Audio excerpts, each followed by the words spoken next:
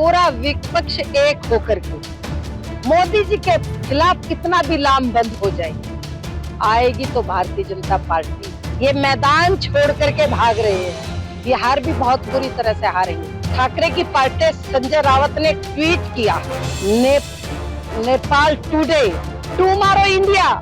हिंदूवादी नेत्री साध्वी प्राची मुजफ्फरनगर पहुंची, जहां उन्होंने मीडिया से बातचीत में विपक्षी दलों और कांग्रेस नेता राहुल गांधी पर तीखा हमला किया।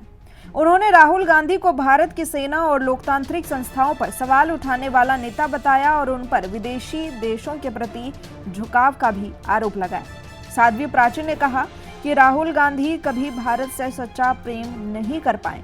वे पाकिस्तान, बांग्लादेश और अरब देशों के प्रति अधिक सहानुभूति रखते हैं।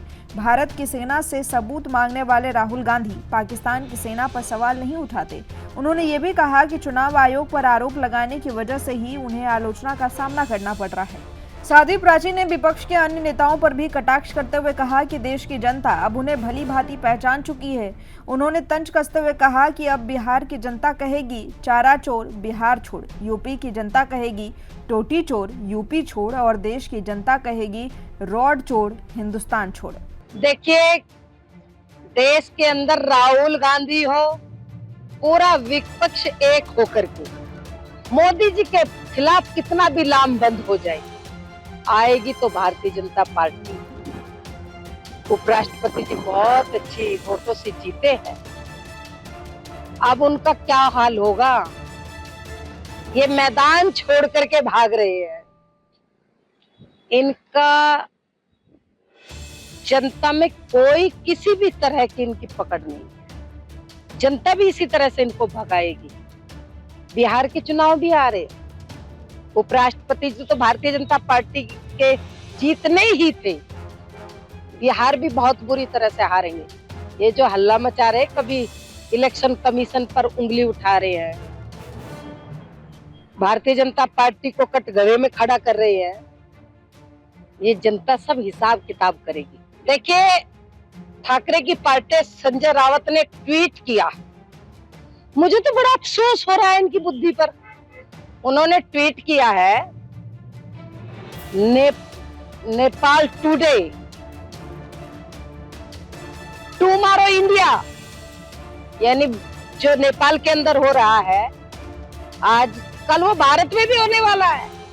ऐसे लोगों की मानसिकता गुलाम मानसिकता है और इनकी विकलांग मानसिकता की वजह से देश के अंदर अराजकता फैल रही है। ये लोकतंत्र का सबसे बड़ा देश, लोकतंत्र का सम्मान करने वाला देश है। ये 140-50 करोड़ लोगों का देश और मोदी जी को 3 बार प्रधानमंत्री जनता ने बनाया है। कैसी बात कर रहे हैं? मैं तो कहूंगी बल्कि कि जो लोग देश में अराजकता फैला रहे हैं, इस तरह की बयानबाजी कर रहे हैं, उनको सीधा जेल के अंदर डाल दीजिए, तभी देश के अंदर शांति होगी। नहीं तो बांग्लादेश के हालात पर कभी कहते हैं नेपाल के हालात हो रहे, भाई उनकी कुछ कमियां होगी ना। देश के अंदर मोदी जी की कोई कमी नहीं है। देश के अंदर भारतीय जनता पार्टी पूरी तन्मयता के साथ जनता की सेवा कर रही है।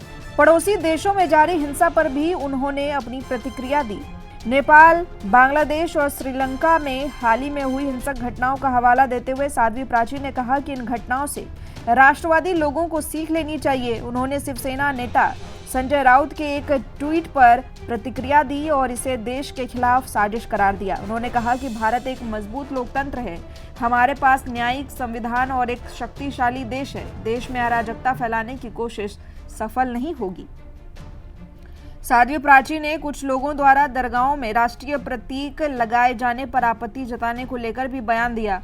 उन्होंने कहा कि अगर किसी को राष्ट्रीय चिन्ह अपमानजनक लगते हैं तो उन्हें आधार कार्ड भी लौटा देना चाहिए, क्योंकि उसमें भी अशोक चक्र है। अपने वक्तव्य में उन्होंने राहुल गांधी पर आरोप लगाया कि केवल अपनी राजनीतिक कुर्सी बचाने के लिए चिंतित रहते हैं, देश के लिए नहीं। उन्होंने कहा कि राहुल गांधी भारत में रहते हैं लेकिन दर्द पाकिस्तान का महसूस करते हैं। नेपाल के मौजूदा हालातों को लेकर उन्होंने कहा कि कुछ विदेशी ताकतें यहां अशांति फैलाना चाहती है। नेपाल एक हिंदू राष्ट्र है और उसे तोड़ने की साजिश रची जा रही है।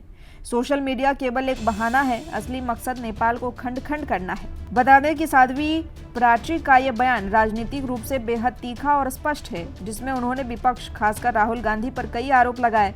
साथ ही उन्होंने भारत की लोकतांत्रिक संस्थाओं और सेना के समर्थन पर भी अपने विचार रखे। आपको ये खबर कैसी लगी, कमेंट करके अपनी राय जरूर बताइए। इसी तरह की और भी खबरों के लिए अगर अभी तक आपने चैनल को सब्सक्राइब नहीं किया है तो पहले कर लीजिए। ये वीडियो पसंद आया हो तो इसे लाइक और शेयर करना बिल्कुल न भूलें।